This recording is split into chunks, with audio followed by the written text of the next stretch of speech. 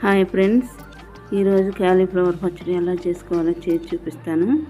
మీకు కావాల్సిన విధానంలో ఒక క్యాలీఫ్లవర్ పువ్వు తెచ్చుకొని దాన్ని శుభ్రంగా క్లీన్ చేసుకొని దాని తేమంతా పోయే వరకు దాన్ని శుభ్రంగా ఆరబెట్టుకోవాలి.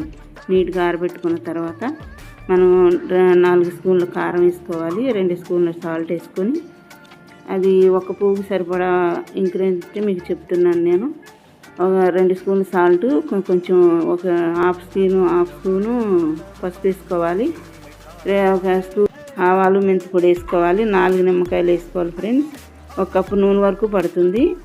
ఇదంతా వేసుకొని కలుపుకున్న తర్వాత ఒక జార తీసుకొని దానిలో వేసుకొని అది 2 రోజుల వరకు నిల్వ ఉంచుకొని తింటే చాలా బాగుంటుంది. ఇది సింపుల్గా చేసుకునే విధానం. ఎవరైనా చేసుకోవచ్చు, బ్యాచిలర్స్ ఉన్నవారు కానీ ఎవరైనా రూముల్లో చేసుకొని 1 నెల 2 నెలల వరకు నిల్వ ఉంటుంది ఫ్రెండ్. దీన్ని చేసుకుంటే బాగుంటుంది. చల్లదనానికి మనం ఏదైనా తినాలి కారంగా అనిపించినప్పుడు ఇలా చేసుకొని తింటే చాలా బాగుంటుంది. ఇది నచ్చితే మీకు లైక్ చేయండి, సబ్స్క్రైబ్ చేయండి, మా ఛానల్ ఫాలో చేయండి.